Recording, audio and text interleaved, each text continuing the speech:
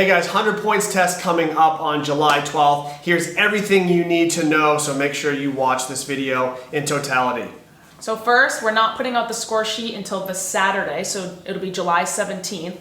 Why? Yeah, we don't want you guys gaming your performances off the scores. If you know, for example, a 200-pound back squat gets you 1 point, and a 220-pound back squat gets you 2 points, and you know you can't quite get to that 220, we don't want you doing the bare minimum of 1 point or one category. We want you guys to really empty the tank on each of these tests and see what shakes out on the other side. And that was just an example numbers. 220 back squat is not it. These are examples. Also, the Saturday in Train Heroic, there's going to be like a slot where you can put your total. So once you go to calculate it, you can put your total so that we can see what people ended up with and like you can compare to others. But that's kind of besides the point. The 60, the Jump Ship 60, our class programming and the Masters. Start with the 60.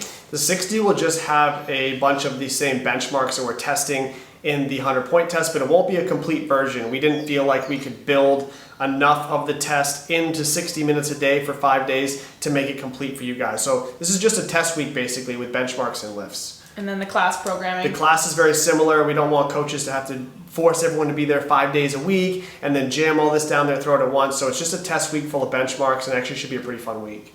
And then the Masters version. The Masters do have their own version of the 90-minute 100-point test. The scaling will be, or the scale of points will be different. The workouts will be the same. The workouts will be the same. It is only one class of Masters, so this is really a test of you versus you, not you versus other Masters in other categories. So use it as a tool to figure out what you need to improve on.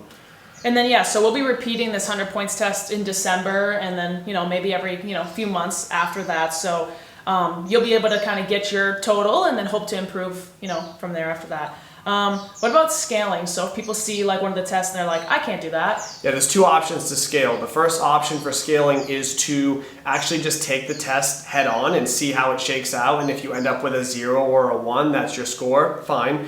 And that's how you compare yourself to other athletes taking on RX. However, you can use this as a tool for yourself, and you should, to improve. So if you want to modify the workout in any way, just remember that you can give yourself a score based on your modification, but it's not RX, and you need to use that modification in future 100-point test weeks to make sure that you're making improvements there. And then the way that the kind of scaling or the scoring will go, so when we picked like what a 5 was, like what do you think?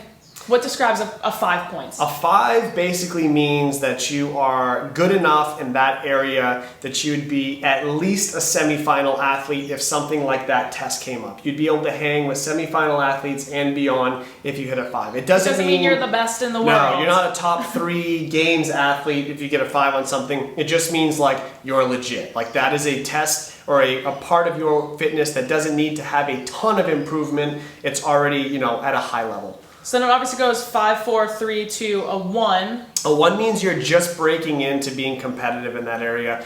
It doesn't mean that you're necessarily special, but you're maybe, a intermediate athlete at that. So a 1 is actually challenging for some people to get to, so don't think that 1s are just always gimmies. And then, yeah, you guys, some of these things you might get a 0 on too, and like he said, like you can either do a 0 or you can scale the test and just like remember what scale you use when we go to retest in December so you have like an accurate. If you're an experienced CrossFitter, like a little above and beyond maybe your typical affiliate class, you won't get too many 0s, if any. And if you do get 1, just know that it's just kind of reminding you that you have a large hole in your fitness that needs to be addressed, because the 1s are achievable for those with experience and beyond. The 0s should be a reminder.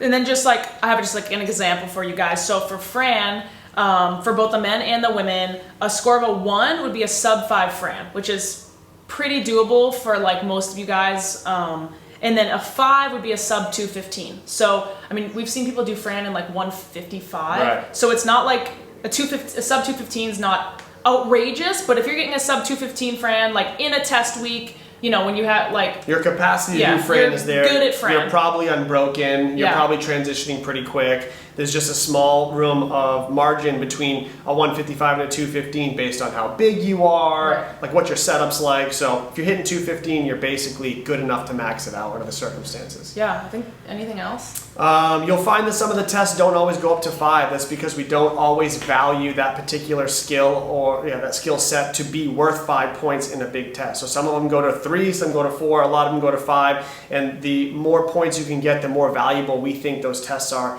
for you to be good at as a CrossFitter. Other than that, I think We're gonna release the whole week in the next yeah, we'll have a probably in a breakdown. week or so. We'll break down each day so you guys know what to expect. But yeah, July 12th, it's starting up. It'll be fun. 1 week of 90-minute sessions, you'll have your whole 100-point test completed.